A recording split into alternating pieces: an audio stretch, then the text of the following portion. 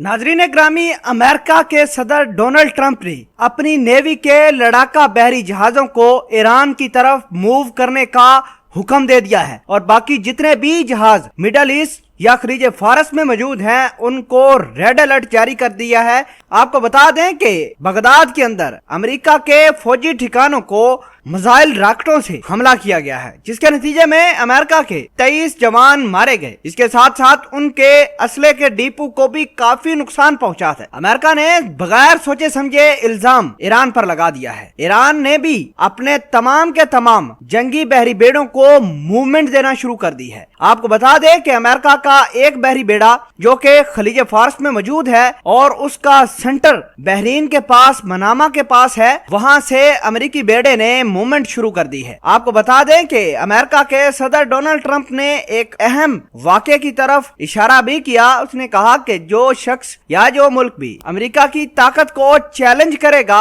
उसका अंजाम बहुत बुरा होगा। आगाह करते चलें कि बगदाद के अंदर अमेरिका के फौजी हवाई अड्डे को निशाना बनाया गया है, जिसके बाद ईरान और अमेरिका के दरमियान काफी टेंशन बन चुकी है। अमेरिकी सदर डोनाल्ड ट्रंप ये भी ऑर्डर कर सकते हैं कि किसी न किसी तरीके से ईरान को डराने धमकाने के लिए एटॉमिक वेपन्स का इस्तेमाल किया जा सकता है। बहरहाल ईरान वो मुल्क है जो दुनिया में वाहिद मुल्क है जो बगैर अपनी इकोनॉमी, बगैर अपने लोगों का सोचे समझे अमेरिका पर धावा बोलने की कैपेसिटी रखता है। ईरान वो मुल्क है जिसके पास ऐसी ताकत है कि वो बगैर किसी मुल्क की सपोर्ट लिए अमेरिका को निस्तो नबूद कर सकता है। आगाह करते चले कि ईरान ने भी अपने वेपन्स और बहरी बेड़ों को मूवमेंट देना शुरू की है। अब खलीज फारस लड़ाई का खाड़ा बनने वाला है। अगर दोनों मुमालिक एक दूसरे पर धावा बोलते हैं या किसी किस्म की ऐसी सिचुएशन में जाते हैं तो पूरी दुनिया पर इसका असर होगा। एक हिस्सा तो मुकम्मल तौर पर तबाह हो जाएगा, या अमेरिका का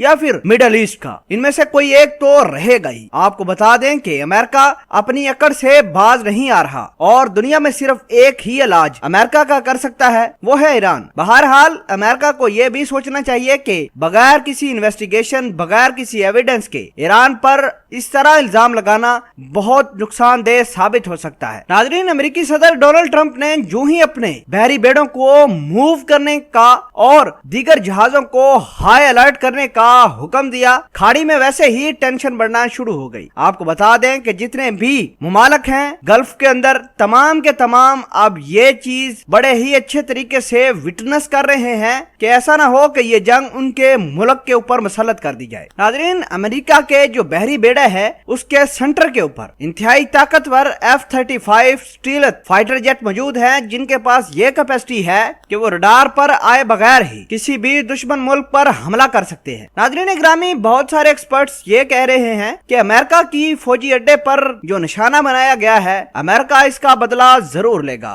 और ये जानबूझकर ईरान के ऊपर जंग मुसल्लत करने की कोशिश कर रहा है। बहरहाल अमेरिका का भी इलाज सिर्फ ईरान ही कर सकता है, दुनिया में कोई और मुल्क नहीं कर सकता।